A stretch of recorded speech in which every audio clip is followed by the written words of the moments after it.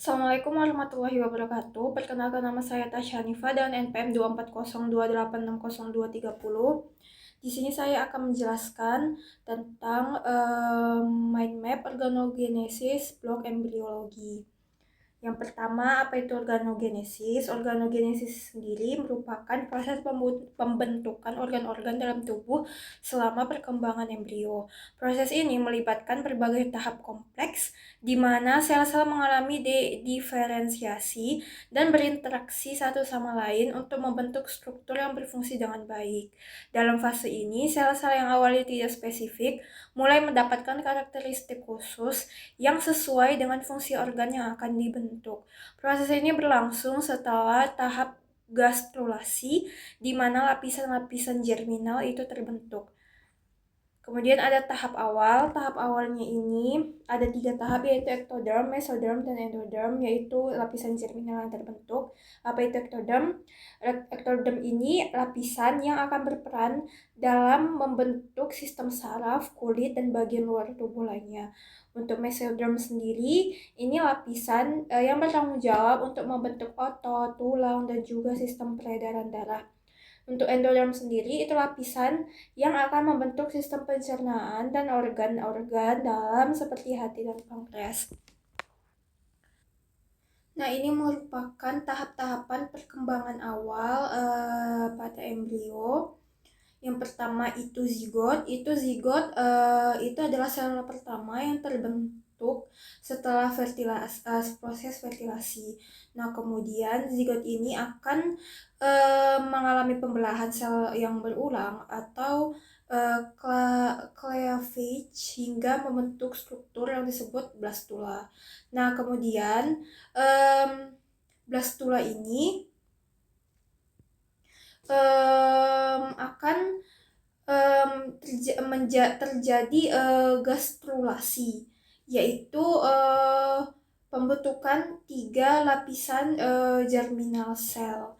Nah, jadi lapisan-lapisan germinal sel ini ada 3 lapisan, yaitu lapisan ektoderm, endoderm, ektoderm, juga endoderm, dan juga mesoderm.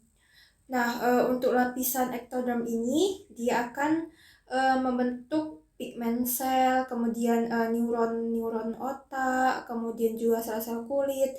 Nah, untuk lapisan endoderm sendiri atau lapisan paling dalam itu akan membentuk stomach cell atau sel-sel pencernaan, sel-sel pankreatik, dan juga sel-sel pernapasan.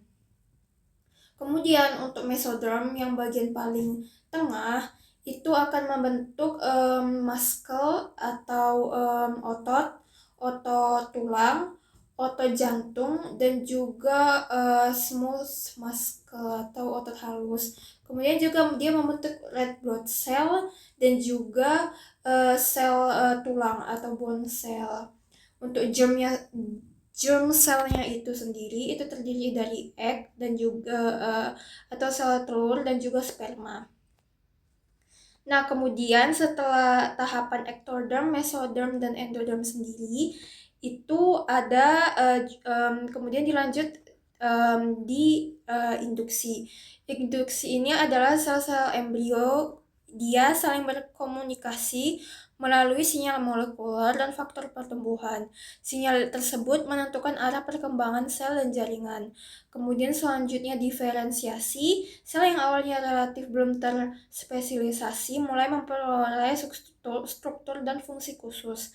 Hal ini terjadi melalui perubahan ekspresi gen dan proses protein tertentu. Kemudian morfogenesis, sel-sel yang sudah berdiferensiasi kemudian berproliferasi, bermigrasi, dan juga berubah bentuk dan tersusun menjadi jaringan serta organ 3 dimensi. Apoptosis juga membantu membentuk struktur organ yang tepat. Kemudian yang terakhir itu pematangan. Organ yang telah terbentuk mengalami penyempurnaan struktur dan fungsi sehingga mampu menjalankan fungsi fisiologisnya secara efektif.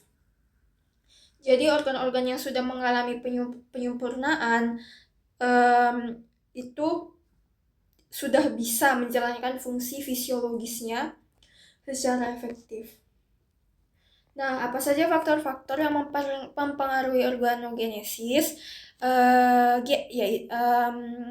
Yaitu faktor-faktornya itu ada gen yang mengatur pertumbuhan, diferensiasi, migrasi, dan juga fungsi sel. Mutasi atau kelainan gen tertentu juga dapat mengganggu pembentukan organ. Nah, yang pertama itu ada sinyal molekuler dan faktor pertumbuhan. Molekul persinyalan seperti WNT, BMP, FGF, Hedgehog, dan TGF beta itu membantu mengatur komunikasi antar sel selama perkembangan organ. Ketidakseimbangan sinyal tersebut dapat menyebabkan perkembangan organ yang abnormal. Kemudian ada masalah nutrisi. Embrio itu membutuhkan zat gizi untuk pembelahan dan diferensiasi sel. Kekurangan nutrisi tersebut, terutama asam folat, dapat meningkatkan resiko kelainan perkembangan. Kemudian ada juga faktor lingkungan. Paparan obat tertentu, alkohol, zat kimia beracun, radiasi, infeksi, dan polutan dapat mengganggu perkembangan embrio. Faktor-faktor tersebut teratogen apabila mampu menyebabkan kelainan perkembangan. Nah, kemudian ada suhu dan juga kondisi psikologis ibu. Kondisi lingkungan internal ibu juga dapat mempengaruhi perkembangan embrio. Gangguan yang berat selama periode kritis perkembangan dapat mengganggu proses organogenesis.